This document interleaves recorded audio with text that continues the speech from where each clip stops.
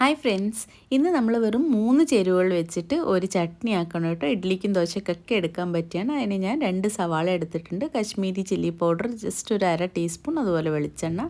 അപ്പം നമ്മൾ സവാള ഇതുപോലെ നേർത്തിട്ട് അരിഞ്ഞു കൊടുക്കണം, നന്നായിട്ട് നേർത്തിട്ട് അരിയണം. അപ്പോൾ സവാള ഫുള്ളായി ഞാൻ അരിഞ്ഞിട്ടുണ്ട്. ഇനി അടുപ്പ് കത്തിച്ചിട്ട് നമ്മൾ ഒരു കട്ടിയുള്ള പാത്രം വയ്ക്കുക. അതിനകത്തേക്ക് നമ്മൾ ഒരു ടേബിൾ സ്പൂൺ എണ്ണ ഒഴിച്ചു കൊടുക്കുക.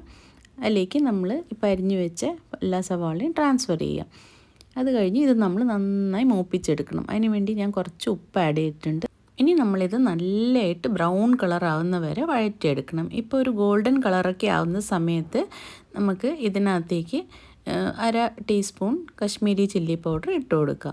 നിങ്ങൾ എരിവിന് ആവശ്യത്തിന് ഇടാം കേട്ടോ. ഉള്ളി എത്ര മൂപ്പിക്കുന്നോ അത്രയും ഇതിന് സ്വീറ്റ്നെസ് കൂടും. അപ്പം ഞാനൊരു ഭയങ്കര ബ്രൗൺ ആക്കാറില്ല, അതിന് മുന്നേ എടുക്കും. ഈ ഒരു പാകത്തിൽ നല്ലതായിട്ട് മൂത്ത് കഴിയുമ്പോഴേക്കും നമുക്കിത് ഓഫ് ചെയ്ത് എടുക്കാം. അപ്പം ചില്ലി പൗഡർ ഇട്ട് കഴിഞ്ഞാൽ നമ്മൾ നന്നായിട്ടൊന്ന് മൂപ്പിക്കണം, അപ്പോഴേ ഇതിന് ടേസ്റ്റ് വരുള്ളൂ.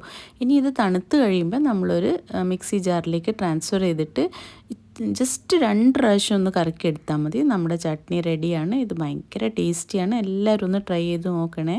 എന്നിട്ട് തീർച്ചയായിട്ടും കമൻറ്റ് ചെയ്ത് എന്നെ അറിയിക്കണം. അപ്പോൾ